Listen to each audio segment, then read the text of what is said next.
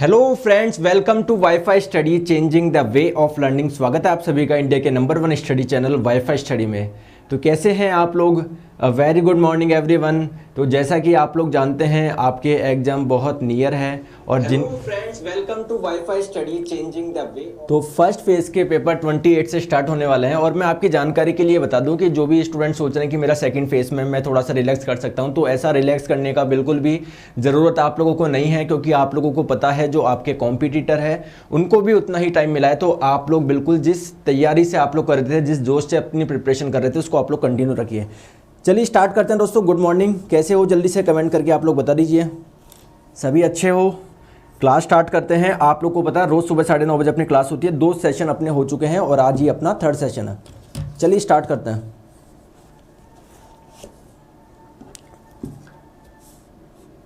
चलिए ठीक है, तो स्टार्ट करते हैं। और आपकी जानकारी के लिए मैं बता दूं, देखिए आपका 1 PM पे भी रोज अनअकैडमी में भी क्लास होती है और बिल्कुल फ्री होती है। डेली 1 PM पे साइंस के 1000 मोस्ट एक्सपेक्टेड क्वेश्चंस की सीरीज में लेकर आया था, तो आप लोग इसको जरूर अटेम्प्ट करा करें। ये कहां पर मिलेगी? अनअकैडमी लर्निंग ऐप डाउनलोड करें। वहाँ पर दोस्तों आप लोग मेरा नाम सर्च करें नीरज जांगेड़ और मुझे फॉलो कर ले। यहाँ पर स्पेशल क्लासेज में सी ऑल करोगे, सारी क्लास दिख जाएगी। ध्यान रखिए SSC एग्जाम में स्पेशल क्लास सेक्शन में मिलेगी सारी क्लास। जो भी क्लास खोलोगे, अगर आप लोग नए यूजर है तो आप लोगों से पहले कोड पूछा जाता है, तो कोड आप लोग डाल दीजिए नीरज 11 और अनलॉक कर दीजिए, है ना। क्योंकि आप लोग अगर नए यूजर हो तो आप लोगों से कोड पूछा जाता है, तो नीरज 11 डाल के अनलॉक कर दीजिए, आ जाएगा awesome you have unlocked your free plan. सारी स्पेशल क्लास आप दे सकते हैं हर टीचर की। चलिए स्टार्ट करते हैं दोस्तों। Practice set 3। तो बिना टाइम वेस्ट करे हुए स्टार्ट करते हैं। आ जाइए आज की क्लास के पहले क्वेश्चन पे हम लोग चलते हैं। चलिए पहला क्वेश्चन आप लोगों की स्क्रीन पे है, जल्दी से आप लोग बताइए। क्वेश्चन आपकी स्क्रीन पे है। बोला जा रहा है the speed of sound in air at 0 degree Celsius. आप लोगों से साउंड की स्पीड पूछी गई है 0 डिग्री सेल्सियस पे। देखिए यहां पर 0 डिग्री सेल्सियस मेंशन क्यों किया है? क्योंकि आप लोगों के अलग अलग टेम्परेचर पे साउंड की स्पीड अलग अलग होती है। तो अगर 0 डिग्री सेंटीग्रेड की अगर हम लोग बात करें तो ये आप लोगों का होता है 331 मीटर पर सेकेंड। और ध्यान रखिए दोस्तों, जैसे जैसे दोस्तों मीडियम का टेम्परेचर बढ़ता है, जैसे टेम्परेचर जैसे जैसे बढ़ेगा वैसे साउंड की स्पीड क्या होती है? बढ़ती है। यानी साउंड की स्पीड किस पे डिपेंड करती है? टेम्परेचर पे डिपेंड करती है। इस बात को ध्यान रखिएगा। अगर 0 डिग्री सेल्सियस की बात करें तो 331 मीटर पर सेकंड आपका राइट आंसर हो जाएगा, option number A. Next question पे चलते हैं आप लोगों की स्क्रीन पे। चलिए सभी के आंसर्स आ रहे हैं। नेक्स्ट क्वेश्चन है which of the following compound has the most atoms. 4 आपको ऑप्शंस दिए हुए हैं। आप लोगों को बोला सबसे ज्यादा एटम किस में है, तो आप लोग कैसे पता लगा सकते हो? देखिए जितने भी आप लोगों को ये दिए हुए हैं, ये सारे के सारे क्या है दोस्तों? 4 आप लोगों को कंपाउंड दिए हुए हैं। कंपाउंड होता क्या है? जो एटलीस्ट 2 प्रकार के एलिमेंट से मिलकर बना हो। जैसे आपका CO2 है, ये आपका क्या कंपाउंड है? कि जी आपका कार्बन और ऑक्सीजन से मिलकर बना हुआ है। आपका देखिए ये हाइड्रोजन, नाइट्रोजन, ऑक्सीजन से मिलकर बना हुआ है, तो ये कंपाउंड है। और इनको हम लोग मॉलिक्यूल भी बोलेंगे, क्योंकि ये क्या है आप लोग जानते हैं एटम्स एटम मिल्स के मॉलिक्यूल बनाते हैं, परमाणु परमाणु मिलके अणु बनाते हैं, तो ये पूरा का पूरा एक मॉलिक्यूल भी है। तो इसमें कितने एटम है आइए देखते हैं। तो ऑप्शन नंबर ए में देखते हैं इस पूरे मॉलिक्यूल में कितने एटम है, कितने परमाणु है। तो एक हाइड्रोजन का, एक नाइट्रोजन का, 2 ऑक्सीजन के, तो 2 और 1 3, इसमें दोस्तों 4 है। अगर हम लोग बात करें इसमें कितने 4 आपके, तो ऑक्सीजन के एटम हो गए, 1 सल्फर का हो गया, 2 हाइड्रोजन का हो गया, तो 4 और 1 5 और 2 7 है। अगर हम लोग बात करें इधर 2 और 1 3 है। अगर इधर हम लोग बात करें 1 2 और 2 का डबल करोगे 4 और 1 5, तो इधर 5 है। तो सबसे ज्यादा दोस्तों किसके हो गए? आपके ऑप्शन नंबर बी हो गए, सल्फ्यूरिक एसिड में। H2SO4 क्या होता है? आपका सल्फ्यूरिक एसिड होता है, तो इसमें सबसे ज्यादा है। कितने हैं आप लोगों के? 7 है। चलिए आगे हम लोग चलते हैं नेक्स्ट क्वेश्चन पे। ये क्वेश्चन ग्रुप डी का क्वेश्चन है इस बार का। आंसर आप लोग बताइए। देखिए आप लोगों को यहां पर क्या दिया हुआ है? एक इक्वेशन दी हुई है कि लेड ऑक्साइड की अभिक्रिया जब आप लोग हाइड्रोक्लोरिक अम्ल से करवाओगे तो आपको लेड क्लोराइड प्लस H2O आपको दिया हुआ है। तो बोला जा रहा है उक्त समीकरण को, इस समीकरण को आप लोगों को बैलेंस करना है, तो HCl के कितने मोल्स की जरूरत पड़ेगी? मतलब HCl के आगे मैं क्या लिखूं? 1 लिखूं, 2 लिखूं, 3 लिखूं? वो आपके मोलों की संख्या होती है। बताइए क्या आंसर आप लोगों का होना चाहिए? तो देखते हैं। एक सिंपल सी चीज देखिए, आपको बैलेंस करनी है। संतुलन करने का मतलब क्या है? यहां पर जितने, जैसे मैं बोलूं यहां पर हाइड्रोजन 1 है तो यहां पर भी हाइड्रोजन 1 होना चाहिए। समझ रहे हो? यहां पर क्लोरीन आपका 2 है तो यहां पर भी क्लोरीन 2 होना चाहिए। अब इधर आओ देखते हैं दोस्तों, यहां पर आप लोगों के कितने लेड है? भाई लेड का जो आपका लैटिन नेम होता है वो प्लम्बम होता है, इसलिए मैं पीबी को लेड बोल रहा हूं, बार बार ध्यान रखेंगे। तो आपका लेड कितना है, यहाँ पर 1 है, यहाँ पर कितना है 1 है, तो लेड में कोई चेंज करने की जरूरत है क्या, नहीं है। इधर आ जाओ, ऑक्सीजन कितना है आपका यहाँ पर सर 1 है, यहाँ पर कितना है, यहाँ पर भी 1 है, मतलब सर यहाँ पर तो आगे कुछ भी लगाने की जरूरत नहीं है, सारी चीजें बैलेंस है। अब आप लोग यहाँ पर देखिए दोस्तों, क्लोरीन कितना है, यहाँ पर 2 है, यहाँ पर क्लोरीन कितना है 1 ही है, यानी सर यहां पर नंबर डबल होना चाहिए तब जाके काम सही होगा। लेकिन जैसे ही आप लोग यहां पर डबल कर देते हो, इधर हाइड्रोजन भी 2 हो जाते हैं। क्या उधर हाइड्रोजन 2 है क्या, जी सर इधर हाइड्रोजन भी 2 है। तो अगर आप लोगों को बैलेंस करना है तो इधर आप लोग 2 लगा देंगे। क्लियर है क्या, HCl के 2 मोल चाहिए आप लोगों को। चलते हैं आगे नेक्स्ट क्वेश्चन पे। नेक्स्ट क्वेश्चन आप लोगों की स्क्रीन पे, निम्नलिखित में से कौन सा ऊर्ध्वपातन कर सकता है, किसमें सब्लिमेशन हो सकता है। सब्लिमेशन होता क्या है, आप लोग जानते हैं सॉलिड कोई चीज होती है ठोस, इसको आप लोग गर्म करोगे तो ये लिक्विड में कन्वर्ट होता है, और गर्म करोगे तो ये आपका गैस में कन्वर्ट होता है। लेकिन अगर सॉलिड गर्म करने पे सीधे गैस में कन्वर्ट हो रहा है तो इसको हम लोग बोलते हैं सब्लिमेशन, ऊर्ध्वपातन। जैसे आप लोगों का कैम्फर होता है, कपूर होता है ना पूजा में जो आप लोग यूज करते हो, जैसे आप लोग उसको गर्म करते हो तो क्या वो मेल्ट होकर लिक्विड में कन्वर्ट होता है क्या, नहीं, वो सीधा का सीधा किस में कन्वर्ट हो जाता है, गैस में। यानी सब्लिमेशन किस किस में होता है, एक एग्जांपल तो मैंने बता दिया कपूर, एक होता है आयोडीन, और एक होता है दोस्तों आपके अमोनियम क्लोराइड। तो इन सभी में क्या होता है, सब्लिमेशन होता है। तो राइट आंसर आपका ऑप्शन नंबर सी आ जाएगा, ध्यान रखेंगे आप लोगों का, ठीक है। नेक्स्ट क्वेश्चन आप लोगों की स्क्रीन पे, एक प्रतिध्वनि के लिए, प्रतिध्वनि का मतलब क्या है दोस्तों, इको। जैसे आप लोगों को पता है, आप लोग किसी खाली कमरे में जाओगे तो आप जब चिल्लाते हो तो साउंड लौट कर आता है ना वापस। तो खाली कमरे में क्यों आता है, क्योंकि उसका कारण ये है कि वहां पर कुछ भी नहीं होता। जैसे भरे हुए कमरे में तो दोस्तों मान लीजिए कपड़े भी रखे हुए हैं, कागज भी रखे हुए हैं, तो वो साउंड एब्जॉर्ब कर लिया जाता है। लेकिन अगर आप लोगों की खाली कमरा है पूरा, तो दीवारों के द्वारा जो भी साउंड की वेव जाएगी, ध्वनि की तरंगे जाएगी, वो वापस रिफ्लेक्ट होकर आ जाएगी। इसको हम लोग बोलते हैं इको। तो बोला जा रहा है दोस्तों, इको के लिए स्रोत मतलब जो साउंड प्रोड्यूस कर रहा है, जो साउंड प्रोड्यूस कर रहा है, और दोस्तों जहां से वेव्स टकरा के वापस आ रही है, ये है आपका रिफ्लेक्टर, परावर्तक। तो इन दोनों के बीच की दूरी कितनी होनी चाहिए दोस्तों, आपकी 17.2 मीटर होनी चाहिए। क्लियर है क्या। तो अभी आप लोगों का ऑप्शन में क्लोजेस्ट कौन सा है, ऑप्शन नंबर सी आपका राइट आंसर हो जाएगा। चले आगे चलते हैं नेक्स्ट क्वेश्चन पे, आपकी स्क्रीन पे आंसर आप लोग बताइएगा। सोनार का पूरा नाम क्या है, मैंने कल भी आप लोगों को बताया था, ये क्वेश्चन आप लोगों से एलपी में पूछा गया था। तो सोनार का पूरा नाम क्या है, 4 ऑप्शन है, जल्दी से बताइए। बिल्कुल बढ़िया, sound navigation and ranging, option number C इसका राइट आंसर हो जाएगा। एलपी में क्वेश्चन पूछा हुआ था CBT 1 में, साउंड नेविगेशन एंड रेंजिंग। चलिए आगे। हाँ दोस्तों, कल वाली पीडीएफ में आप लोगों के आंसर टिक नहीं हो पाए थे ना पीडीएफ में, आज वाली पीडीएफ में मिल जाएंगे आपको, है ना। और मैं कोशिश करूंगा कल वाली पीडीएफ को भी चेंज कर दूं, ठीक है। तो कल वाली क्या है, सेव नहीं हो पाई थी, तो मैं आपके कुछ ऐसे करके दे दूंगा, उसमें टिक करके वगैरह ना। चलिए इसमें आंसर बताइए। किसी पदार्थ का अपवर्तनांक अगर आप लोगों को निकालना है, रिफ्रैक्टिव इंडेक्स, तो हवा में प्रकाश की चाल से किस प्रकार संबंधित होता है। मतलब 4 आप लोगों को फॉर्मूला दिए हुए हैं, कैसे आप लोग किसी भी मीडियम का रिफ्रैक्टिव इंडेक्स निकाल सकते हो। जैसे आपको पता है ग्लास का अलग होता है, पानी का अलग होता है, डायमंड का अलग होता है। तो कैसे आप लोग किसी भी मीडियम का रिफ्रैक्टिव इंडेक्स निकाल सकते हो। दोस्तों रिफ्रैक्टिव इंडेक्स को जो डिनोट करा जाता है वो म्यू से करा जाता है। किसी भी माध्यम का अगर अपवर्तनांक निकालना है तो उसका फॉर्मूला मतलब उसको डिनोट करा जाता है म्यू से। और म्यू क्या होता है, आप लोगों का प्रकाश का वेग, प्रकाश का वेग हवा में, या फिर आप लोग बोल सकते हो निर्वात में। यानी आप लोगों को स्पीड ऑफ लाइट लेनी है, किस में, एयर में या वैक्यूम में, दोनों में ही कितनी होती है दोस्तों, ऑलमोस्ट सेम होती है, 3 × 10⁸ मीटर पर सेकेंड। और आप लोगों को जिस मीडियम का रिफ्रैक्टिव इंडेक्स आप लोगों को निकालना है, उस मीडियम की आप लोगों को क्या चाहिए, उस मीडियम में लाइट की स्पीड क्या है, तो प्रकाश का वेग, स्पीड ऑफ लाइट, प्रकाश का वेग, उस मीडियम में आप लोगों को, जिस मीडियम का आप लोग रिफ्रैक्टिव इंडेक्स निकाल रहे हो। जैसे फॉर एग्जांपल मैं आप लोगों को बोलूं, जो ग्लास होता है ना, कांच, उसमें लाइट की स्पीड कितनी होती है, 2 × 10⁸ मीटर पर सेकंड होती है। तो जरा मुझे बताइए ग्लास का रिफ्रैक्टिव इंडेक्स कितना हो जाएगा, एयर में लाइट की स्पीड 3 × 10⁸, और ग्लास में कितनी है, 2 × 10⁸ है। तो अगर आप लोगों से कोई ग्लास का रिफ्रैक्टिव इंडेक्स पूछे तो वो 1.5 हो जाएगा। क्लियर। कैसे निकालेंगे, speed of light in glass नीचे करना है और ऊपर आप लोगों को 3 × 10⁸। तो देखिए कौन सा ऑप्शन बेटर है, रिफ्रैक्टिव इंडेक्स बराबर speed of light in air into speed of light in matter, नहीं ये तो गलत है। रिफ्रैक्टिव इंडेक्स बराबर speed of light in air plus, ये भी गलत है। रिफ्रैक्टिव इंडेक्स बराबर speed of light in matter, गलत है। रिफ्रैक्टिव इंडेक्स बराबर speed of light in air upon speed of light in matter बिल्कुल सही है दोस्तों, right answer option number D हो जाएगा। क्लियर है क्या? चलिए आगे। तो ध्यान रखेंगे दोस्तों, राइट आंसर आपका ऑप्शन नंबर डी हो जाएगा।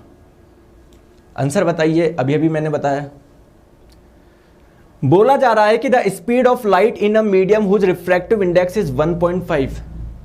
एक मीडियम है, कोई भी हो सकता है ये, उसका अपवर्तनांक रिफ्रैक्टिव इंडेक्स 1.5 दिया हुआ है। उस माध्यम में प्रकाश की चाल क्या होगी दोस्तों? फॉर्मूला ध्यान रखो, म्यू बराबर speed of light in air कितनी होती है? 3 × 10⁸ होती है। और जिस मीडियम का रिफ्रैक्टिव इंडेक्स आप लोग निकाल रहे हो उसकी स्पीड यहां पर आएगी। तो आप लोगों को जिस मीडियम की स्पीड निकालनी है उसका रिफ्रैक्टिव इंडेक्स यहां पर दे ही रखा है, लगाइए जल्दी से। कितना दिया हुआ है? 1.5। 1.5 को 3/2 लिख सकता हूं क्या? तो v बराबर कितना हो जाएगा आप लोगों का? 3 से 3 कैंसिल हो गया, 2 × 10⁸ मीटर पर सेकेंड। और आपकी जानकारी के लिए बता दूं, ये 2 × 10⁸ किसकी होती है? ग्लास की होती है। तो ग्लास का रिफ्रैक्टिव इंडेक्स कितना हो गया आप लोगों का? 1.5 हो गया। अगर आप लोगों से पानी का पूछे, पानी का भी ध्यान रखिए, पूछा जाता है 4/3 यानी 1.33। अगर आप लोगों से डायमंड का पूछे, हीरे का पूछे, हीरे का भी याद रखो कितना होता है? 2.42 होता है। तो तीनों के अपवर्तनांक याद रखो, तीनों के पूछे जाते हैं, ठीक है। चलिए आगे, चलिए नेक्स्ट क्वेश्चन पे चलते हैं। आप लोगों की स्क्रीन पे आंसर आप लोग बताइए। बहुत अच्छा क्वेश्चन है, इसमें बहुत अच्छी चीजें हम लोग सीखेंगे। इसमें एक क्वेश्चन से हम लोग 3-4 चीजें पूछेंगे। देखिए फ्रेंड्स, आप लोगों को पता है जब सनराइज होता है, सूर्य उदय होता है, और सनसेट होता है, सूर्यास्त होता है, तो दोनों के समय सूरज का रंग कैसे होता है? थोड़ा सा लाल कलर सा होता है ना? लाल कलर का होता है ना, नारंगी सा, लाल सा, ठीक है। और दिन के समय सूर्य का कलर कैसा होता है सर? सफेद होता है। तो अगर आप लोगों से पूछे सूर्य उदय के समय और सूर्य अस्त के समय सूर्य का कलर लाल क्यों होता है, इसका भी कारण स्कैटरिंग है। अगर आप लोगों से पूछे दिन में आपके सूर्य का रंग सफेद क्यों होता है, तो उसका भी कारण स्कैटरिंग है। अगर पूछे आसमान का रंग नीला क्यों है, उसका भी कारण स्कैटरिंग है। अगर पूछे बादलों का रंग सफेद क्यों है, इसका भी कारण स्कैटरिंग है। अगर आप लोगों की इच्छा हो तो समझा दूं या रटवा दूं? समझ ले, आ जाइए। देखिए आप लोग ध्यान रखिए, जो भी आप लोगों के पास में सूर्य से जो प्रकाश आता है वो कौन से कलर का होता है? व्हाइट कलर का होता है। दोस्तों ये व्हाइट कलर 7 कलर का मिक्सचर होता है। कौन कौन सा? Violet, indigo, blue, green, yellow, orange, red. समझना मेरी बात को, ये 7 कलर का क्या होता है? मिक्सचर होता है। अब दोस्तों ये जो लाइट की वेव्स आती है, तरंगे आती है, बेसिकली वो 7 कलर का मिक्सचर है। तो इसमें सबसे ज्यादा जो वेवलेंथ होती है वो रेड कलर की होती है। वेवलेंथ क्या होता है दोस्तों? देखो इसके बीच में जो गैप होता है इसको वेवलेंथ बोलते हैं। क्लियर? तो देखो ये वेवलेंथ ज्यादा है, जबकि आपका जो वॉयलेट, इंडिगो, ब्लू होती है, इनकी वेवलेंथ क्या होती है सर? इनकी वेवलेंथ होती है कम। देखिए इन दोनों के बीच में गैप कम है ना। तो अब आप लोग मुझे एक चीज बताइए कि सूर्य उदय और सूर्य अस्त के समय जो सूर्य होता है वो पृथ्वी से दूर होता है या कम डिस्टेंस पे होता है? सर सूर्य उदय और सूर्य अस्त के समय जो सूर्य होता है पृथ्वी से ज्यादा डिस्टेंस पे होता है। तो देखिए ये मान लीजिए आप लोगों की पृथ्वी है, ये सन है, ध्यान से समझिएगा। तो अभी ज्यादा डिस्टेंस पे, तो इनसे जो भी आप लोगों की प्रकाश किरणें आएगी तो क्या होगा? मान लीजिए इस एटमॉस्फेयर में बहुत सारे डस्ट पार्टिकल होते हैं। क्या होते हैं? बहुत सारे डस्ट पार्टिकल होते हैं। तो होता क्या है दोस्तों, रेड कलर वाली आएगी वो तो आराम से इसको उंगाल के आ जाएगी, आराम से उसको उंगाल के आ जाएगी।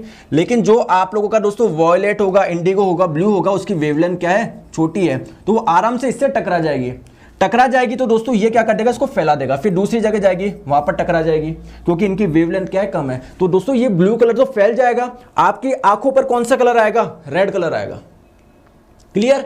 इसलिए सूर्य उदय और सूर्य अस्त के समय जो आप लोगों को कलर दिखाई देता है सूर्य का, वो आपको रेड कलर, ऑरेंज कलर दिखाई देता है, क्योंकि इनकी वेवलेंथ सबसे ज्यादा होती है, इनकी स्कैटरिंग सबसे कम होती है। समझ में आ गई पहली बात। दूसरी बात दोस्तों, बादलों का रंग सफेद क्यों होता है? तो बादल कम डिस्टेंस पे होते हैं, ज्यादा डिस्टेंस पे होते हैं? दोस्तों बादल कम डिस्टेंस पे होते हैं। तो दोस्तों कम डिस्टेंस पे होते हैं तो यहां पर जो स्कैटरिंग होती है वो सबसे कम होती है, क्योंकि जो आप लोग की प्रकाश जो चलेगा वो बहुत कम दूरी उसको चलनी पड़ेगी अपने तक पहुंचने के लिए। तो बहुत कम स्कैटरिंग होती है, ऑलमोस्ट सारे कलर आ जाते हैं। तो सब कलर का मिक्सचर करोगे व्हाइट कलर तो मिलेगा। तो उसका कारण क्या है दोस्तों? Scattering of light, option number D. ठीक है, चलिए आगे। समझ में आ गया कॉन्सेप्ट? ये कॉन्सेप्ट बहुत इंपॉर्टेंट है, आपको रटना नहीं पड़े, आप लोग समझिए। चलिए, स्टडी ऑफ ह्यूमंस क्या कहलाता है दोस्तों? स्टडी ऑफ ह्यूमन क्या कहलाता है? तो राइट आंसर आप लोगों का हो जाएगा anthropology. Right answer option number C. अगर आप लोगों से पूछे एंड्रोलॉजी क्या होता है, तो दोस्तों ये आप लोगों के मानव के, मतलब आप लोगों के मेल के रोग का एक स्टडी है। पुरुषों के रोगों का अध्ययन कहलाता है एंड्रोलॉजी। और कौन से रोग दोस्तों जो आपके रिप्रोडक्शन सिस्टम संबंधी रोग होते हैं ना, प्रजनन तंत्र संबंधी रोग होते हैं, वो आप लोगों का होता है दोस्तों एंथ्रोपोलॉजी। क्लियर? लेकिन आप लोगों से पूछे स्टडी ऑफ ह्यूमन क्या कहलाएगा, तो एंथ्रोपोलॉजी कहलाएगा। राइट आंसर आप लोग का ऑप्शन नंबर सी हो जाएगा। एनटीपीसी 2016 का क्वेश्चन है। Next question, saurology is the study of, तो दोस्तों छिपकली का अध्ययन कहलाता है saurology. Option number B, study of lizard is known as the saurology. ठीक है, ये भी आपका एनटीपीसी 2016 का क्वेश्चन था। चलिए आगे हम लोग चलते हैं, आंसर बताइए। किस कोशिकांग को कोशिका का मास्टर कहा जाता है? मतलब कोशिका के सेल के कौन से पार्ट को दोस्तों कोशिका का मास्टर कहा जाता है? आप लोगों को पता है सेल क्या होता है, हमारी बॉडी की सबसे छोटी यूनिट को क्या बोलते हैं, सेल बोलते हैं, कोशिका बोलते हैं। तो दोस्तों जो सेल होती है उसमें क्या पाया जाता है, न्यूक्लियस पाया जाता है, केंद्रक पाया जाता है, जिसमें क्या पाया जाता है, डीएनए पाया जाता है। डीएनए क्या होता है दोस्तों, जेनेटिक सब्सटेंस होता है, आनुवंशिक पदार्थ होता है। इसी डीएनए की वजह से पेरेंट से हमारे में क्या आती है, कैरेक्टरिस्टिक्स आती है। तो ये किसके अंदर है, न्यूक्लियस के अंदर है। तो इसलिए हम लोग क्या बोलते हैं, कोशिका को क्या बोलते हैं, मतलब इस न्यूक्लियस को, केंद्रक को कोशिका का मास्टर बोलता है। राइट आंसर आपका ऑप्शन नंबर डी हो जाएगा। दोस्तों एक क्वेश्चन और आता है इसमें, अभी मैं बताऊंगा आप लोगों को, अभी नहीं बताऊंगा, मतलब नेक्स्ट क्वेश्चन वही है, वरना आपको आंसर पता पड़ जाएगा। तो इसका जो राइट आंसर हो जाएगा वो ऑप्शन नंबर डी हो जाएगा। क्लियर है? अरे दोस्तों समझ में आ रहा है, ये नहीं आ रहा, समझ में आ रहा है, नहीं आ रहा तो जल्दी से थम्स अप करके बता दीजिए। चलिए आगे, नेक्स्ट क्वेश्चन आप लोगों की स्क्रीन पे, बहुत कॉमन क्वेश्चन है रेलवे का। Image form by a plane mirror. आप लोग जब सुबह उठते हो तो भी जो भी मिरर होता है आपके वॉशरूम में लग रहा हो या आपके रूम में लग रहा हो, वो कैसा है, वो आपका प्लेन मिरर ही तो, एक समतल दर्पण ही है। ये बोर्ड कैसा है, प्लेन ही तो है, ऐसे कर्व्ड थोड़ी हो रहा है, कर्व्ड नहीं है ना, बिल्कुल प्लेन मिरर है। तो मान लीजिए दोस्तों ये आप लोगों का मिरर है, आप इसके सामने खड़े हो, आप इसके सामने खड़े हो, मान लो पेंसिल रख दी मैंने मिरर के सामने, तो इसकी इमेज क्या बनती है दोस्तों, ये इसकी इमेज बनती है। इसकी इमेज के बारे में क्या क्या आप लोगों को ध्यान रखना, सुनिए। आप लोग मुझे बताइए, जब आप लोग मिरर के सामने खड़े होते हो तो आपका सिर ऊपर होता है और पैर नीचे होते हैं, ऐसा ही होता है ना? अरे उल्टी तो नहीं बन जाती है कि सिर नीचे हो जाता है पैर ऊपर, नहीं। तो ध्यान रखिए, आप लोग का प्लेन मिरर से जो भी इमेज बनती है उसकी क्या क्या कैरेक्टरिस्टिक होती है। सबसे पहली बात, वो एक आपकी इरेक्ट इमेज बनती है, वो आप लोगों की सीधी इमेज बनती है। ठीक है सर, पहला पॉइंट तो क्लियर हो गया। जिंदगी में ध्यान रखेंगे दोस्तों, इमेज दो प्रकार की होती है, एक होती है रियल यानी वास्तविक प्रतिबिंब, और एक होता है आप लोगों का वर्चुअल यानी आभासी प्रतिबिंब। और दोस्तों हमेशा ध्यान रखना, जिंदगी में जब भी इमेज बनेगी, रियल इमेज हमेशा इन्वर्टेड होती है, हमेशा उल्टी होती है, और ध्यान रखेंगे जो वर्चुअल इमेज होती है हमेशा इरेक्ट होती है, हमेशा सीधी होती है। सर आपने एक चीज बताया, इससे मैं दो ऑप्शन तो ऐसे ही हटा सकता हूं। रियल इमेज कभी इरेक्ट हो सकती है क्या, सीधी हो सकती है क्या? सर हो ही नहीं सकती, रियल इमेज तो जिंदगी में हमेशा इन्वर्टेड होगी। दोस्तों वर्चुअल इमेज उल्टी हो सकती है क्या? नहीं, वर्चुअल यानी आभासी, वर्चुअल इमेज हमेशा इरेक्ट होगी, हमेशा सीधी होगी, ये ऑप्शन भी नहीं होता। क्लियर? अब आप लोग मुझे बताइए, ये इमेज अगर इरेक्ट है तो इमेज कैसी होगी, ये एक वर्चुअल इमेज बनती है, ये एक वर्चुअल इमेज बनती है, आभासी प्रतिबिंब बनता है। और पॉइंट्स बताओ दोस्तों, जितना आप लोगों का ऑब्जेक्ट का साइज होता है वही साइज इमेज का होता है। इमेज ना छोटी बनती है ना बड़ी बनती है, सेम साइज की बनती है। और एक और प्रॉपर्टी होती है इस इमेज में, ये लैटरली इन्वर्टेड होती है, इसको हम लोग हिंदी में बोलते हैं पार्श्व परिवर्तन। पार्श्व परिवर्तन का मतलब क्या है कि अगर आप लोग मिरर के सामने अपना लेफ्ट हैंड रेज करोगे तो आपको इमेज में अपना राइट हैंड रेज किया हुआ नजर आएगा, इसको बोलते हैं लैटरली इन्वर्टेड। ठीक है, तो अभी केवल और केवल पूछा गया रियल होगी क्या होगी, तो दोस्तों वर्चुअल इमेज होगी, और वर्चुअल इमेज हमेशा इरेक्ट होती है, ऑप्शन नंबर डी। चले आगे, बहुत बढ़िया दोस्तों, बहुत बढ़िया। नेक्स्ट क्वेश्चन पे चलते हैं आप लोगों की स्क्रीन पे। आंसर बताइए, इन विच कॉन्वेक्स मिरर इज यूज। चार ऑप्शन दिए, कॉन्वेक्स मिरर कहां पर यूज होता है? तो कॉन्वेक्स मिरर कहां पर यूज होता है? देखो एक ट्रिक बता देता हूं मैं, कॉनकेव की यानी अवतल की और आप लोगों के कॉन्वेक्स की एक ट्रिक बता देता हूं, ध्यान रखेंगे। अगर कोई आप लोगों से पूछे, आपके फ्रेंड्स का ग्रुप है कि भाई मेरा सिलेक्शन नहीं हो रहा, क्या करें, तो आप लोग बोलेंगे हेलो दोस्तों सुबह शाम ट्राई करो। आप लोग क्या बोलेंगे? हेलो दोस्तों सुबह शाम ट्राई करो। तो उसको करो को छोड़ दो, ठीक है। तो एच से हो जाएगा दोस्तों गाड़ी की हेडलाइट, गाड़ी की हेडलाइट हो गया। डी से हो गया दोस्तों डेंटिस्ट हो गया। एस से हो गया दोस्तों आप लोगों के सोलर ओवन हो गए, सोलर कुकर हो गए, है ना। आपके एस से हो गया दोस्तों शेविंग मिरर, शेविंग मिरर, यानी दोस्तों जो हजामत का दर्पण होता है, और टी से हो गया आपका टॉर्च हो गया। तो इन सभी में आपका कॉनकेव मिरर यूज होता है, अवतल मिरर यूज होता है। आपसे कॉन्वेक्स पूछे तो दोस्तों पीछे का व्यू देखने के लिए, गाड़ी में जो पीछे का व्यू देखने के लिए जो मिरर होता है वो कॉन्वेक्स होता है, उत्तल होता है। पहली बात तो ये।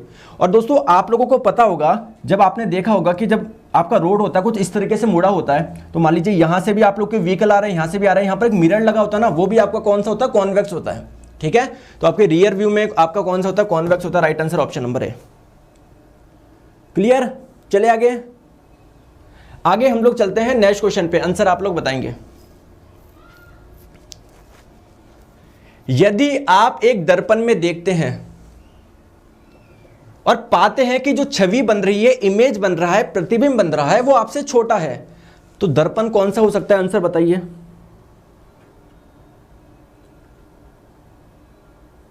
जल्दी से बताइए कौन सा हो सकता है।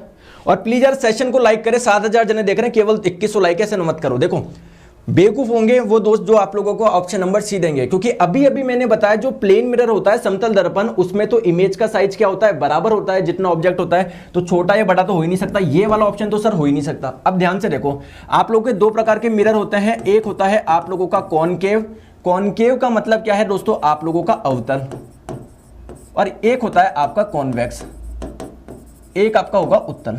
दोस्तों ध्यान रखेंगे, कॉनकेव मिरर में दोनों तरह की इमेज बन सकती है, रियल भी बन सकती है और वर्चुअल भी बन सकती है। यानी दोस्तों वास्तविक प्रतिबिंब भी बन सकता है और आभासी प्रतिबिंब भी बन सकता है।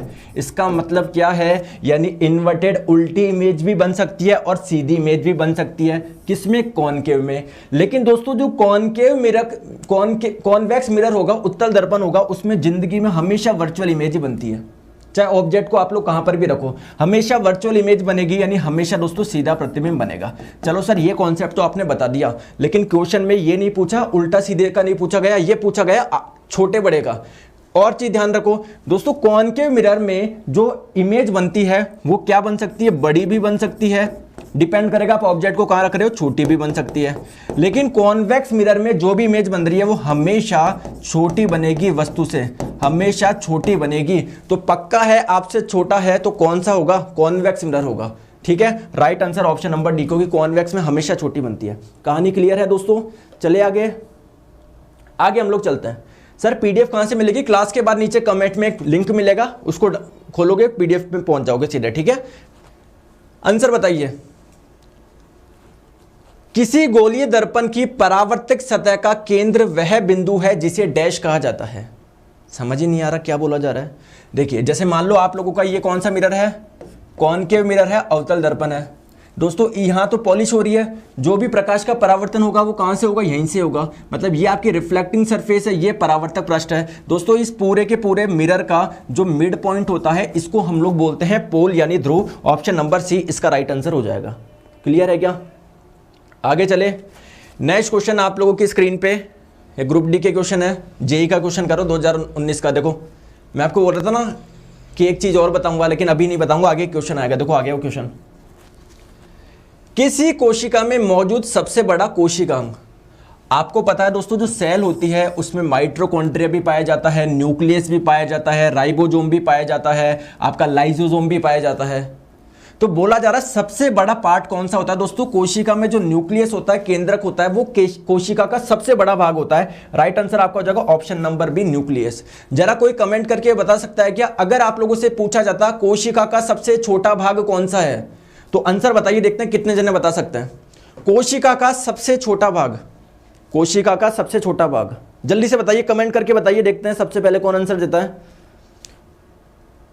तो न्यूक्लियस आप लोगों का सबसे बड़ा भाग होगा। और एक चीज और मैं बता दूं, पहले तो आप इसका आंसर बताओ, वही वाले का है ना। क्वेश्चन पे वापस चलते हैं, पर रुकिए, अरे आजा भैया। हाँ इसका आंसर बताइए यार, क्लास में मैंने करवाया था जब थ्योरी पूरी पढ़ाई थी।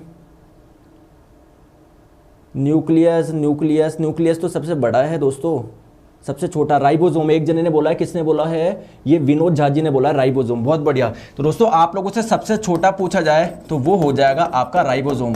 राइबोसोम सबसे छोटा होता है।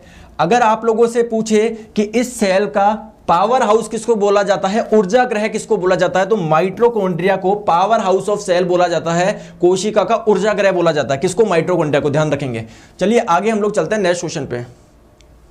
कोशिका सिद्धांत निम्नलिखित में से किस पर लागू नहीं होता है, तो आप लोगों से पूछा जाता है कोशिका सिद्धांत दिया किसने था, तो दोस्तों स्लाइडेन एवं स्वान नामक दो साइंटिस्ट ने दिया था। चलिए ठीक है, हमको नाम पता पड़ गया किसने दिया था। ये कोशिका सिद्धांत क्या था, इन्होंने बोला कि हर एक जीव कोशिका से मिलके बना है, हर एक जीव कोशिका से मिलके बना है। लेकिन दोस्तों इनका जो कॉन्सेप्ट था वो एक जगह अप्लाई नहीं हो रहा। किन पे अप्लाई नहीं हो रहा, आइए, जो आपका वायरस होता है दोस्तों ध्यान रखेंगे, वो आपका लिविंग की तरह भी वर्क करता है, यानी एक जीव की तरह भी वर्क करता है, और नॉन लिविंग की तरह भी वर्क करता है, और ये नॉन लिविंग यानी अजीव की तरह भी वर्क करता है। क्लियर है क्या? तो लिविंग कब करता है, जब वायरस आपकी बॉडी के अंदर होगा, जब बॉडी के अंदर होगा जब तो वो लिविंग की तरह वर्क करेगा, और जब बॉडी के बाहर होगा तब ये आपका नॉन लिविंग की तरह वर्क करेगा। तो दोस्तों जब ये बॉडी के बाहर है तो इसमें कोई भी सेल नहीं होती है, मतलब ये आपका एक जीव भी है और दोस्तों सेल भी नहीं है इसमें, तो आपका अपवाद हो गया ना, तो ये वायरस इसके अपवाद हो जाएंगे, ऑप्शन नंबर डी। ठीक है, चलिए बहुत बढ़िया। नेक्स्ट क्वेश्चन पे चलते हैं। ये आपका सीनियर सेक्शन इंजीनियर 2014 का क्वेश्चन था। आंसर आप लोग बताइए, गलती नहीं होनी चाहिए दोस्तों, अभी हम लोग कर चुके हैं, अभी मैंने आप लोगों को बहुत चीजें बताई है, तो जो क्या क्लास देख रहे हैं वो तो एक क्वेश्चन तो उनको आता ही होगा। देखिए इधर आओ, समझते हैं। तो जब भी इस प्रकार के क्वेश्चन हो, मैं क्या बोलता हूं दोस्तों, हमेशा एलिमिनेशन मेथड पे जाओ। आप लोगों को पता है, अभी अभी मैंने बताया माइटोकॉन्ड्रिया क्या होता है, जिसको पावर हाउस बोलता है, पक्का है C1 से कनेक्ट होगा, C1 से कनेक्ट होगा, ये ऑप्शन हो नहीं सकता, ये ऑप्शन हो नहीं सकता। क्लियर? अब देखिए आप लोग का ए और बी में से कुछ भी चेक कर लो, तो देखो आप लोग का जो डीएनए होता है वो किस में होता है, तो आइए देखिए, ये आप लोगों का क्या होता है दोस्तों, सेल होता है, सेल के अंदर होता है न्यूक्लियस, केंद्रक। दोस्तों न्यूक्लियस के अंदर एक धागे नुमा संरचना होती है जिसको हम लोग बोलते हैं क्रोमोसोम, और इस क्रोमोसोम पे क्या लगे होते हैं दोस्तों, मोती जैसे आकार होते हैं, इसको बोलते हैं डीएनए। तो डीएनए आप लोगों का किस में हो जाएगा, क्रोमोसोम पे हो जाएगा, क्रोमोसोम से रिलेटेड हो जाएगा। और दोस्तों लाइजोसोम को क्या बोला जाता है, अगर आप लोग को बोला जाए आत्महत्या की थैली किसे बोला जाता है, सुसाइड बैग, तो दोस्तों लाइजोसोम को बोला जाता है। ए आपका 3 से कनेक्ट होगा। ठीक है, अब क्यों बोला जाता है ये भी समझ लो। वैसे तो मैंने पूरी थ्योरेटिकल क्लास में आपको पढ़ाया था, लेकिन फिर भी समझ लो, जल्दी जल्दी रिवीजन हो जाएगा। देखिए ये आप लोगों का सेल है दोस्तों, सेल में पाया जाता है एक लाइसोसोम।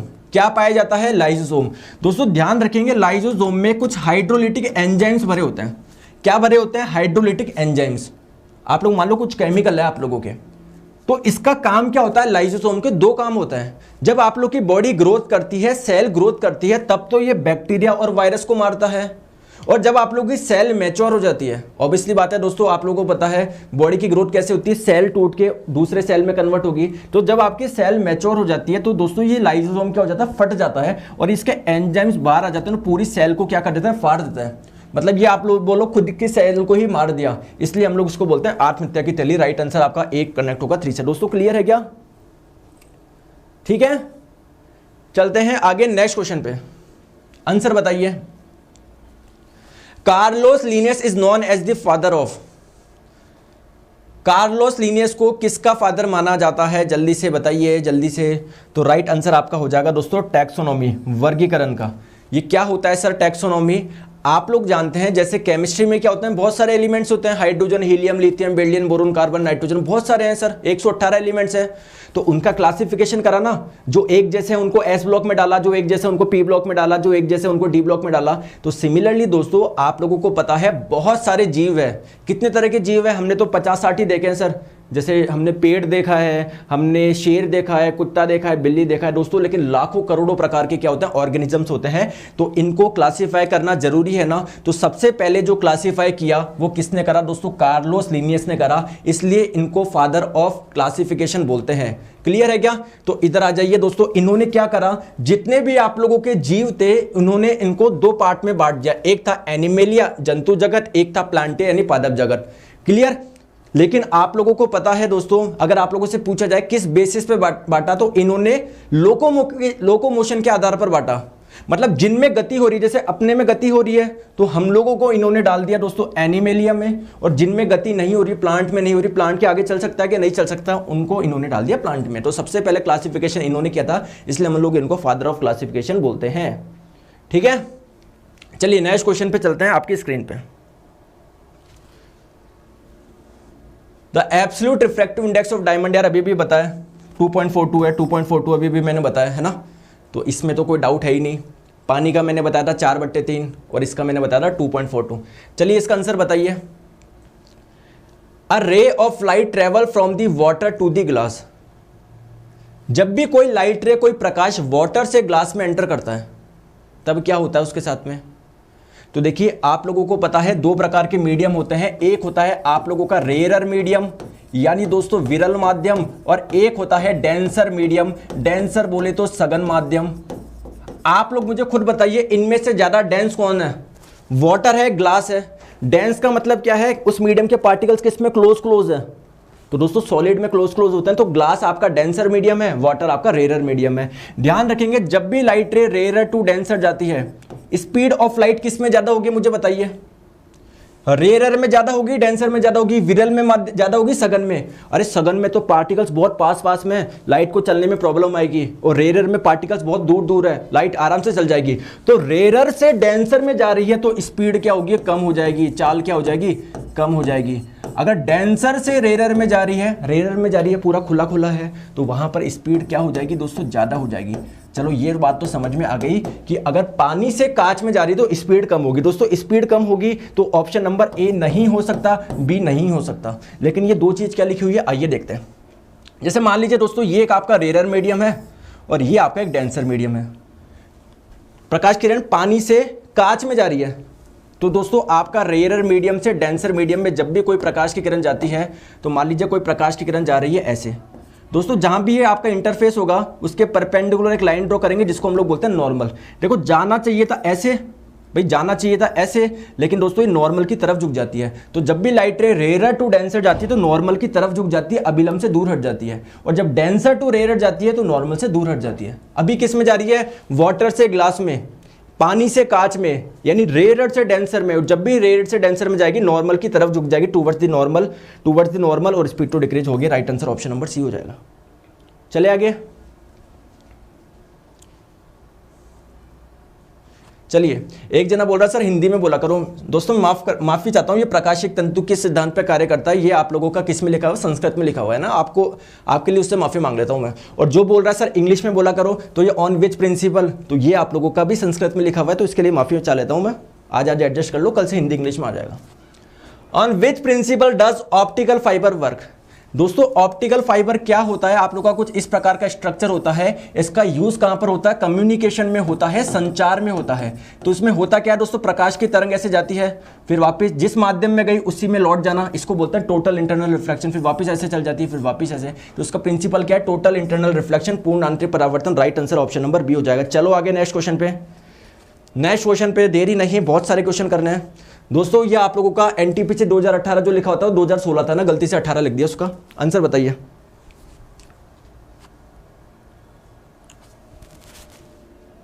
उत्तल लेंस की फोकल लंबाई 50 सेंटीमीटर दी हुई है, तो इसकी शक्ति की गणना करिए। तो आप लोगों को ध्यान होना चाहिए पावर और फोकल लेंथ में क्या रिलेशन होता है। पावर होता है आप लोगों का 1 फोकल लेंथ, ठीक है।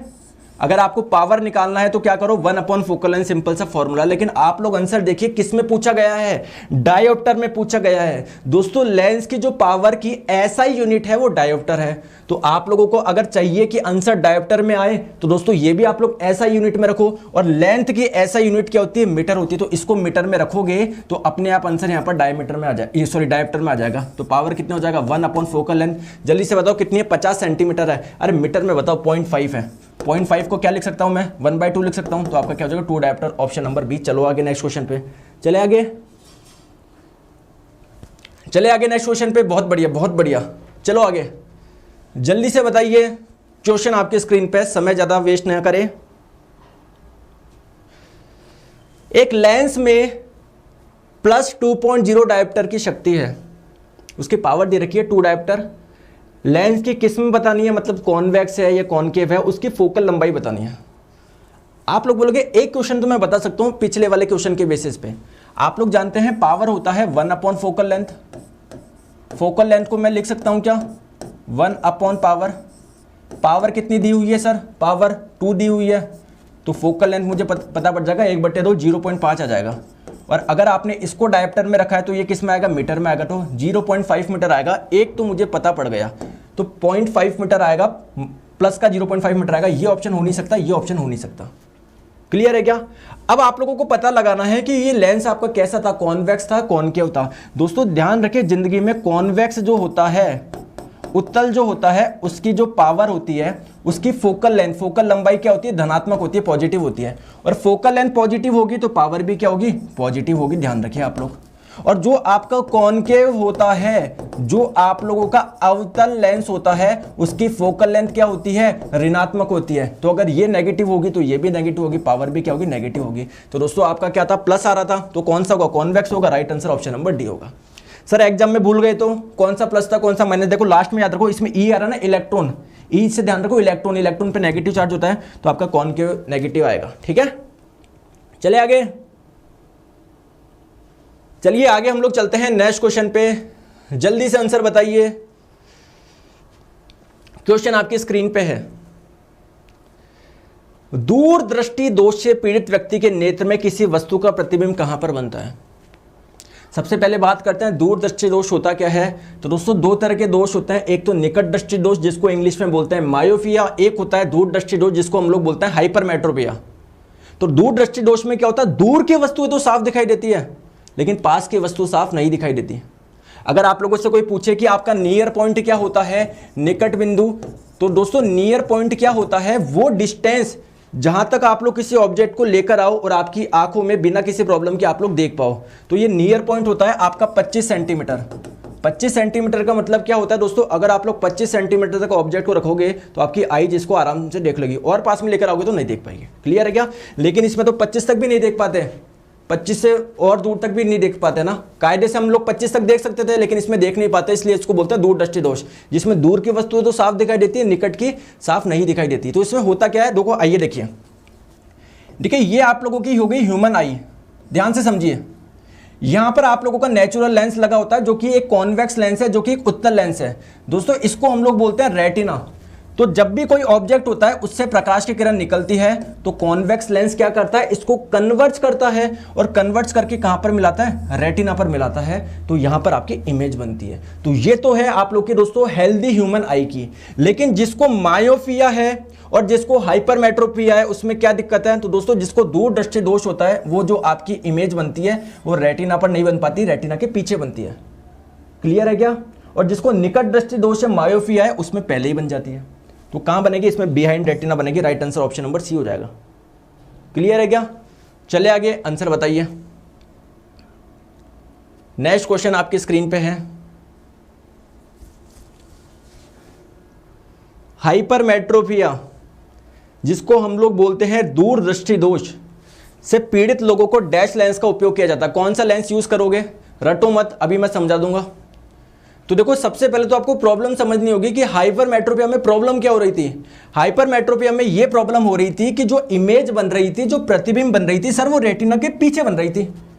तो इसका कारण क्या हो सकता है कि आप लोग का जो कॉन्वेक्स लेंस है सर, उत्तल लेंस क्या करता है, कन्वर्ट्स करता है। ये अच्छे से कन्वर्ट्स नहीं कर पा रहा। अगर अच्छे से कन्वर्ट्स कर जाता तो दोस्तों रेटिना पर इमेज बन जाती।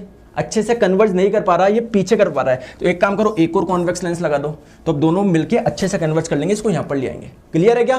तो राइट आंसर आपका कौन सा हो जाएगा, जब भी हाइपरमेट्रोपिया होगा, दूरदृष्टि दोष होगा, तो कौन सा लेंस यूज करा जाता है, कॉन्वेक्स करा जाता है, उत्तल करा जाता है। और जब आप लोग का निकट दृष्टि दोष होगा, मायोपिया होगा, उसमें आपका कॉनकेव किया जाता है। ठीक है, चले आगे। तो चीजें समझ के चलो, एग्जाम में कोई गलती नहीं होगी। आ जाओ। इनमें से कौन रासायनिक ऊर्जा को विद्युत ऊर्जा में बदलता है, बताओ। अच्छा मुझे बताओ, आपकी सेल में क्या होती है, सेल में आपकी केमिकल एनर्जी होती है, और आप लोग इससे कनेक्ट करके कुछ लाइट वगैरह चला सकते हैं क्या? तो मतलब आप लोगों ने इलेक्ट्रिकल एनर्जी आ गई। तो सेल क्या करता है, केमिकल एनर्जी को आप लोगों का इलेक्ट्रिकल एनर्जी में कन्वर्ट करता है। तो रासायनिक को विद्युत ऊर्जा में कौन करता है, सेल करता है। अब सेल तो ऑप्शन में है नहीं। दोस्तों ध्यान रखेंगे, सेल के समूह को ही, ग्रुप ऑफ सेल को ही क्या बोलते हैं, सेल के समूह को ही क्या बोला जाता है, बैटरी बोला जाता है। तो बैटरी में भी क्या होगा, केमिकल एनर्जी किस में कन्वर्ट होगी, आपके इलेक्ट्रिकल में। Right answer option number C हो जाएगा। दोस्तों ये मोटर क्या करता है, तो आपके घर में जो पंप लग रहा है ना पानी को छड़ाने वाला, वो क्या है, एक प्रकार की मोटर ही तो है। तो पंप काई से चलती है, इलेक्ट्रिकल एनर्जी से चलती है, इलेक्ट्रिसिटी कंज्यूम करता है ना। तो मोटर क्या करता है, आप लोगों का इलेक्ट्रिकल एनर्जी को किस में कन्वर्ट करता है। जैसे आप लोग मोटर चलाते हो तो क्या वो आपका बहुत तेज घूमता है कि अंदर ऐसे पहिया सा, तो मैकेनिकल एनर्जी में कन्वर्ट हो जाता है। इलेक्ट्रिकल एनर्जी किस में कन्वर्ट हो जाती है, मैकेनिकल एनर्जी में। दोस्तों अगर आप लोगों से पूछे डायनेमो क्या करता है या जनरेटर क्या करता है, तो दोस्तों आप लोगों को पता है शादी में क्या लगा होता है, जनरेटर लगा होता है, लाइट जाने पर वो यूज होता है ना, तो उसके अंदर डीजल से वो चलता है ना, धूम धूम धूम वो पहिया घूमता है ना। तो मैकेनिकल एनर्जी किस में कन्वर्ट होती है, इलेक्ट्रिकल एनर्जी में कन्वर्ट होती है। किस में, डायनेमो और जनरेटर दोनों में। ठीक है, ध्यान रखेंगे आप लोग। चलो आगे चलते हैं। नेक्स्ट क्वेश्चन आपकी स्क्रीन पे, व्हिटकर द्वारा प्रतिपादित 5 किंगडम क्लासिफिकेशन। जैसे दोस्तों एलिमेंट्स का क्लासिफिकेशन हुआ था, पहले डोबरेनर ने करा, फिर न्यूलैंड ने करा, फिर मेंडलीव ने करा, फिर मोजले ने करा। सिमिलरली जो जीवों का वर्गीकरण था वो भी अलग अलग लोगों ने करा था। सबसे पहले किसने किया था, कार्लोस लिनियस ने करा था, इसलिए हम लोग उनको वर्गीकरण का जनक बोला जाता है। तो दोस्तों R.H. व्हिटकर ने, उन्होंने तो 2 पार्ट में बांटा था, एनिमिलिया और प्लांटेमी। और R.H. व्हिटकर ने भी अपना एक क्लासिफिकेशन करा। इन्होंने क्या करा दोस्तों, जितने भी आप लोगों के जीव थे इन्होंने 5 किंगडम में क्या कर दिया, उनको बांट दिया। तो ध्यान रखेंगे, एक है मोनेरा, एक है प्रोटिस्टा, एक है फंगस, एक है आपका प्लांटाई और एक है आप लोग का एनिमेलिया। याद रह जाएगा। तो कौन कौन से हैं दोस्तों, मोनेरा है, प्रोटिस्टा है, फंगस है, एनिमेलिया है, प्लांटाई है। प्लांटाई और एनिमेलिया तो पहले ही थे, 3 और बना दिए, मोनेरा, प्रोटिस्टा और फंगस। तो अगर आप लोगों से पूछे कौन सा ऑप्शन में नहीं है तो आप लोग आंसर बताएंगे। क्वेश्चन ला रहा हूं, देखो दोस्तों थोड़ी सी स्लाइड हैंग होती है, कारण क्या है, क्योंकि बहुत ज़्यादा स्लाइड्स होती है, थोड़ा सा कोऑपरेट करा करो आप, है ना। चलिए बताइए कौन सा नहीं है दोस्तों। प्रोटोजोआ नामक कुछ दिखा क्या, नहीं दिखा दोस्तों। राइट आंसर आपका ऑप्शन नंबर डी हो जाएगा। क्लियर है क्या, चले आगे। चलो नेक्स्ट क्वेश्चन पे चलते हैं। आप लोगों की स्क्रीन पर क्वेश्चन आ जा भैया, बताइए निम्न में से कौन सा एंजाइम होता है जो अग्नाशय द्वारा स्रावित होता है। पैनक्रियास से, अग्नाशय से कौन सा एंजाइम निकलता है। 4 ऑप्शन आपको दिए हुए हैं, चलिए बताइए। तो देखिए आप लोगों के 3 एंजाइम निकलते हैं। एक तो निकलता है एमाइलेज, एक निकलता है दोस्तों ट्रिप्सिन और एक आपका निकलता है लाइपेज। तो पैनक्रियास से 3 एंजाइम निकलते हैं, एक होता है एमाइलेज, एक होता है ट्रिप्सिन, एक होता है आप लोग का लाइपेज। तो ऑप्शन में कौन सा दिया हुआ है, ट्रिप्सिन दिया हुआ, तो राइट आंसर आपका हो जाएगा ऑप्शन नंबर सी। और आप लोगों से पूछे ट्रिप्सिन क्या करता है दोस्तों, ये प्रोटीन का डाइजेशन करता है, प्रोटीन का पाचन करता है। आप लोगों से पूछे लाइपेज क्या करता है दोस्तों, ये फैट का पाचन करता है। आपसे पूछे एमाइलेज किसका पाचन करता है दोस्तों, कार्बोहाइड्रेट का पाचन करता है। ध्यान रखिए दोस्तों, जो एमाइलेज होता है वो आपके सलाइवा में भी पाया जाता है, आपका जो लार होता है इसमें भी पाया जाता है, लेकिन उस एंजाइम को हम लोग बोलते हैं salivary amylase, salivary amylase. Clear है क्या। और इसी को दोस्तों क्या बोला जाता है, टाइलिन भी बोला जाता है। ध्यान रखेंगे, इसी को क्या बोला जाता है, टाइलिन भी बोला जाता है। ये किसका पाचन करता है, ये भी कार्बोहाइड्रेट का करता है। ठीक है, तो राइट आंसर कौन सा हो जाएगा, option number C trypsin. Clear है क्या, ओके। चलते हैं आगे नेक्स्ट क्वेश्चन पे। द सीक्रेशन ऑफ बाइल, दोस्तों जो पित्त होता है या पित्त रस बोल लो आप लोग, वो कहां से होता है, कहां से निकलता है। तो अगर आप लोगों से पूछे पित्त रस कहां से निकलता है दोस्तों, ये निकलता है आप लोगों के लीवर से, यकृत से। अगर आप लोगों से पूछे इसका स्टोरेज कहां पर होता है, तो दोस्तों इसका स्टोरेज होता है गॉल ब्लैडर में, जिसको हिंदी में हम लोग बोलते हैं पित्ताशय में। अगर आप लोगों से कोई पूछे कि इस लीवर में, मतलब इस बाइल जूस में क्या कोई एंजाइम पाया जाता है क्या, तो आप लोग बोलेंगे कोई एंजाइम नहीं पाया जाता। आप लोग बोलेंगे क्या ये किसी चीज का पाचन करता है क्या, बाइल जूस। जी बिल्कुल, बाइल जूस क्या करता है, फैट का पाचन करता है। आप लोग बोलेंगे कोई एंजाइम तो पाया नहीं जा रहा, फिर भी फैट का पाचन कैसे कर रहा है, क्योंकि दोस्तों इसमें कुछ सॉल्ट पाए जाते हैं जो फैट का पाचन करते हैं। तो निकलता कहां से, लीवर से निकलता है। Right answer option number D हो जाएगा। चलिए आगे नेक्स्ट क्वेश्चन आप लोगों की स्क्रीन पे, आंसर बताइए जल्दी। कार्बोहाइड्रेट, प्रोटीन और वसा का पूर्ण पाचन कहां पर होगा, जल्दी से बताइए।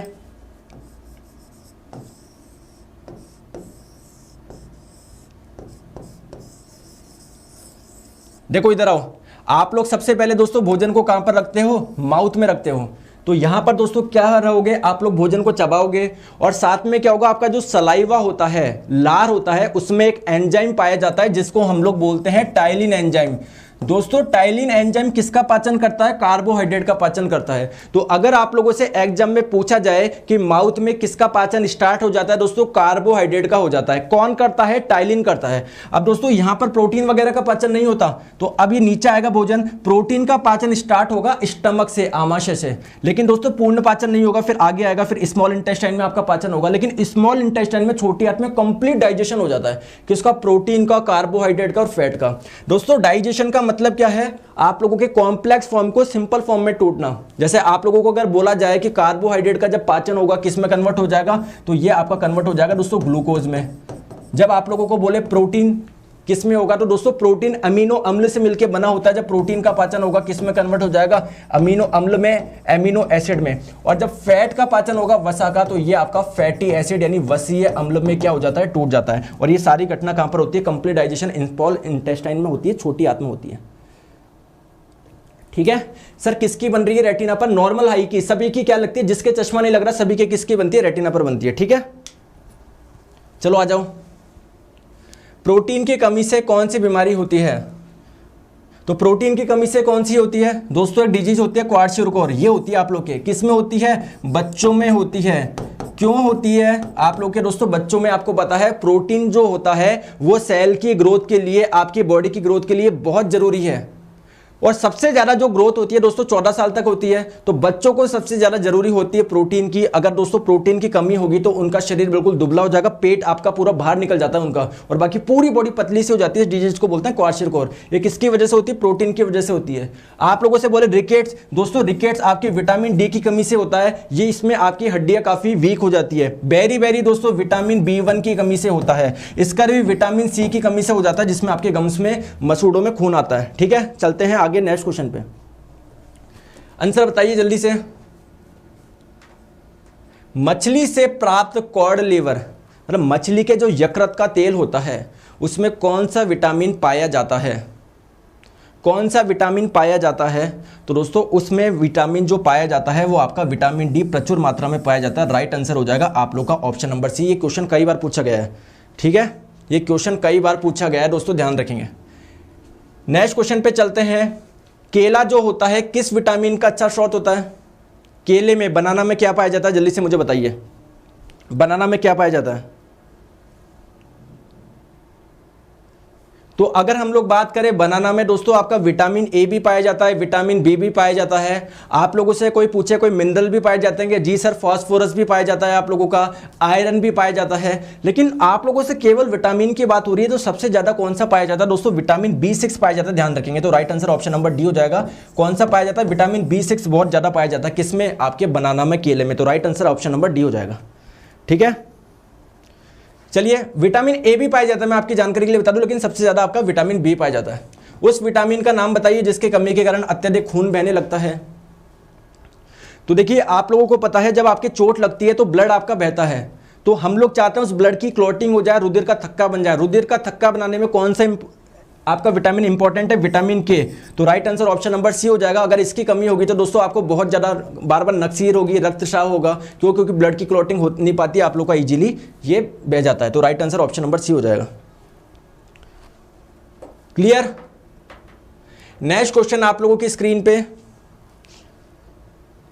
निम्नलिखित में से कौन पाचन तंत्र का हिस्सा नहीं है, जल्दी से बताइए कौन पाचन तंत्र का हिस्सा नहीं है।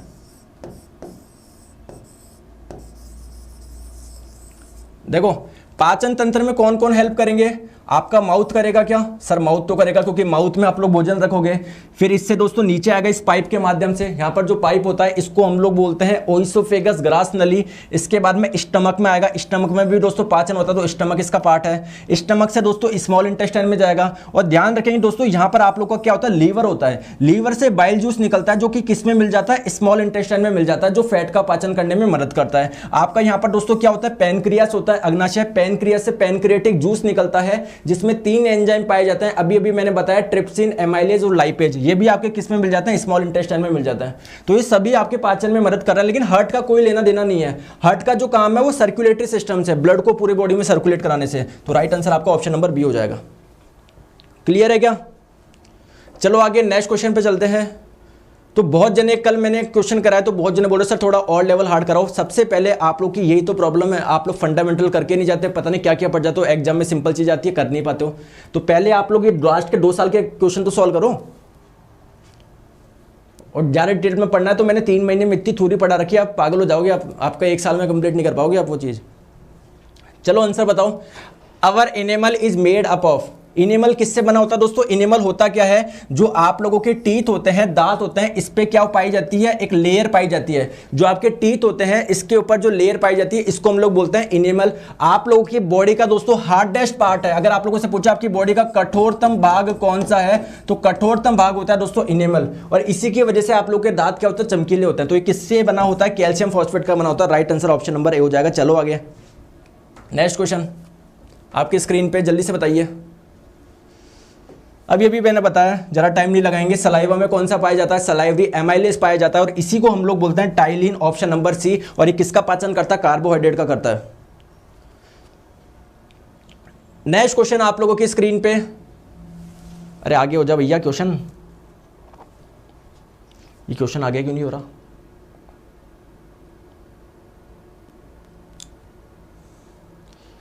चलिए आंसर बताइए।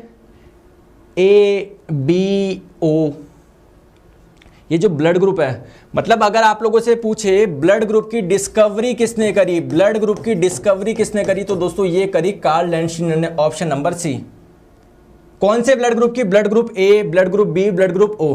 लेकिन ध्यान रखेंगे दोस्तों, इसके बाद में एक अलग प्रकार का आपका एंटीजन खोजा गया, डी एंटीजन, जिसको बोलते हैं RH फैक्टर।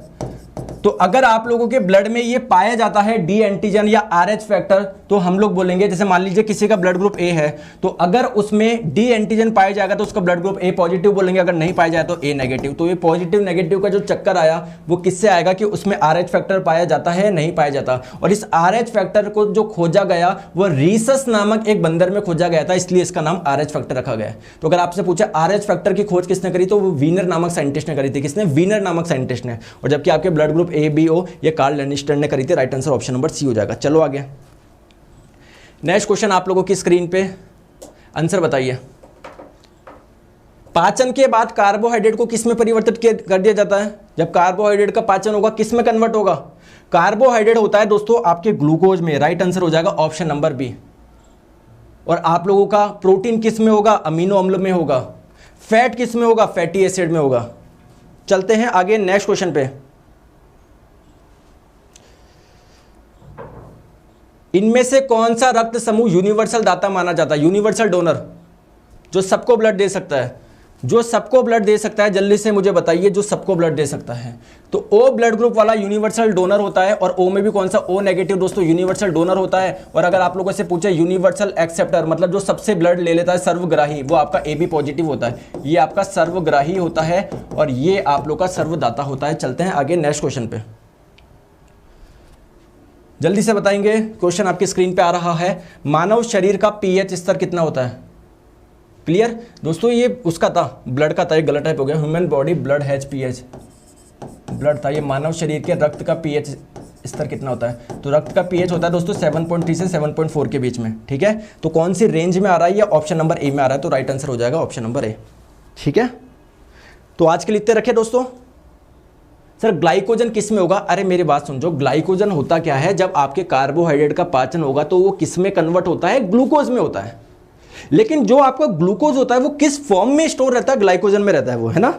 तो चलिए दोस्तों आज के लिए इतना रखें, बाकी की चर्चा करेंगे कल। कुछ बच्चे परेशान लगे सर छोड़ दो ज़्यादा, तो जिंदगी में सिलेक्शन तो होना नहीं है। और ध्यान रखो फेज 1 वालों के लिए बहुत मेहनत कर रहा हूँ और पूरे क्वेश्चन करवा के छोड़ूंगा मैं। तो आज के लिए इतना रखते हैं, मिलेंगे बाकी की चर्चा नेक्स्ट क्लास में। तो ध्यान रखिए दोस्तों, आप लोगों को इंपॉर्टेंट चीज़ बताता हूँ, बाकी के क्वेश्चन करेंगे हम लोग नेक्स्ट क्लास में। ठीक है, तो इंपॉर्टेंट आप लोग ध्यान रखिए। मैं रोज अनअकैडमी पे भी आप लोग के MCQ की क्लास लेता हूँ, आप लेके देखो, बहुत मजा आएगा। 1 बजे लेता हूँ, एक तो 4 बजे लेता हूँ। 1 बजे तो मैं ऐसे ही मिक्स क्वेश्चन के टेस्ट लेता हूँ, ठीक है, एक एक क्वेश्चन का सॉल्यूशन करवाता हूँ और 4 बजे मैं आप लोगों को बायोलॉजी के एमसीक्यू करा रहा हूँ चैप्टर वाइज। पहले मैंने डिजीज के करवा दिए, फिर मैंने इसके करवा दिए पाचन तंत्र के। तो 1 बजे और 4 बजे आप लोग जुड़ना ना भूले, बहुत मजा आता है। तो क्या कैसे आप लोग जुड़ सकते हो दोस्तों, अनअकैडमी लर्निंग ऐप डाउनलोड करो, वहाँ पर दोस्तों मेरा नाम सर्च करो नीरज जांगीड़ और मुझे आप लोग क्या करो, फॉलो करो। यहाँ पर स्पेशल क्लासेज में सी ऑल कर लेना, सारी क्लास दिख जाएगी। ध्यान रखिए गोल सेलेक्ट कर ले एसएससी एग्जाम, उसमें स्पेशल क्लासेज में दिख जाएगा। तो मेरी ये क्लासेज दिख जाएगी। जो भी क्लास आप लोग खोलोगे, अगर आप लोग नए यूजर हो तो आप लोगों से कोड पूछा जाता है, कोड डाल लीजिए नीरज11। नीरज11 डाल के क्या कर दीजिए दोस्तों, अनलॉक कर दीजिए, आपकी सारी स्पेशल क्लासेज आप लोग देख पाएंगे। ठीक है, पीडीएफ कहाँ मिलेगा दोस्तों, जब क्लास खत्म हो जाएगी ना क्लास, तो इसके नीचे आप लोगों को एक लिंक मिल जाएगा 20 मिनट बाद में, वहां से आप लोग पीडीएफ डाउनलोड कर सकते हो। और बताइए, ठीक है।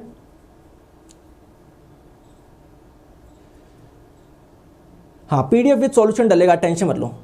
सर 4 बजे क्लास होगी, रोज होगी, 1 बजे और 4 बजे दोनों क्लास होगी, रोज होगी। ठीक है, पीडीएफ जरूर मिलेगी, टेंशन ना लीजिए आप लोग। बिना मैं पीडीएफ रख के मैं क्या करूंगा, आप ही के काम की पीडीएफ।